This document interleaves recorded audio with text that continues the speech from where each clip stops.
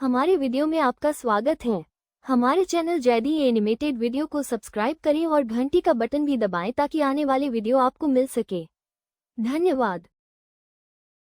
पत्थरों का बादशाह। एक दूरदराज की पहाड़ी घाटी में, जहां दिन में सूरज कम और रातों में तारे ज्यादा चमकते थे, एक अनाथ लड़का आसिफ अपने दादा के साथ रहता था। आसिफ को पत्थरों से खेलने का बहुत शौक था। वह घंटों अजीब आकृतियों वाले पत्थरों को इकट्ठा करता, उनसे मूर्तियां बनाता और उनसे बातें करता। दादा अक्सर कहते, आसिफ तुम पत्थरों में जान ढूंढते हो, लेकिन ये तो निर्जीव होते हैं। आसिफ मुस्कुराकर जवाब देता, दादा अगर दिल से चाहो तो हर चीज बोलने लगती है। एक दिन आसिफ को एक पुरानी गुफा के अंदर एक सुनहरी चमक दिखाई दी। जिज्ञासा में वह गुफा के भीतर चला गया। गुफा के बीचों बीच एक पत्थर के सिंहासन पर एक रहस्यमय ताज रखा था। जैसे ही उसने ताज को छुआ, जमीन हिलने लगी और आकाश में एक प्राचीन शिलालेख उभरा। जिसके दिल में वफा हो वही पत्थरों को जीवन दे सकता है। आसिफ को डर नहीं था।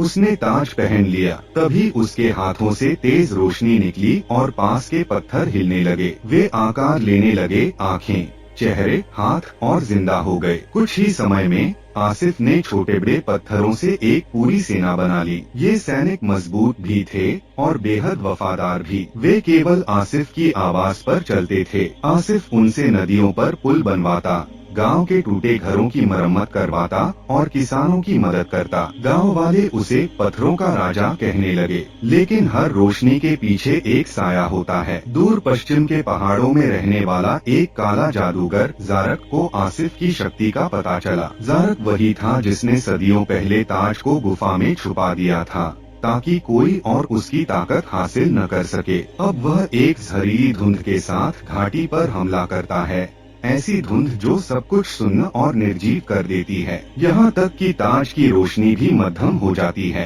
आसिफ की सेना एक एक करके जमने लगती है। अब बस आसिफ, उसका दिल और ताज बचा है। वह ताज को जमीन पर रखकर पत्थरों से कहता है, अगर कभी मेरी मोहब्बत तुम तक पहुँची हो तो अब जागो, न मेरे लिए बल्कि उन सब के लिए जिनकी तुमने मदद की थी। अचानक पूरी घाटी रोशनी से भर जाती है। आसिफ के आंसू जमीन पर गिरते हैं और जहाँ जहाँ गिरते हैं वहाँ पत्थरों में जान आ जाती है। यहाँ तक कि पहाड़ों से विशाल पत्थर योद्धा उठ खड़े होते हैं। एक जबरदस्त युद्ध के बाद ज़ारक की धुंध खत्म हो जाती है और वह खुद पत्थर में बदल जाता है। वही सजा जो वह दूसरों को देता था। आसिफ ताज को वापस गुफा में रखाता है और कहता है, ताकत हमेशा जरूरत के वक्त ही आनी चाहिए, वरना वो घमंड बन जाती है। गाँव वाले उसे राजा कहते हैं, लेकिन वह खुद को सिर्फ आसिफ कहलाना पसंद करता है। अगर ताकत दिल से हो तो वह निर्माण करती है, अगर घमंड से हो तो विनाश।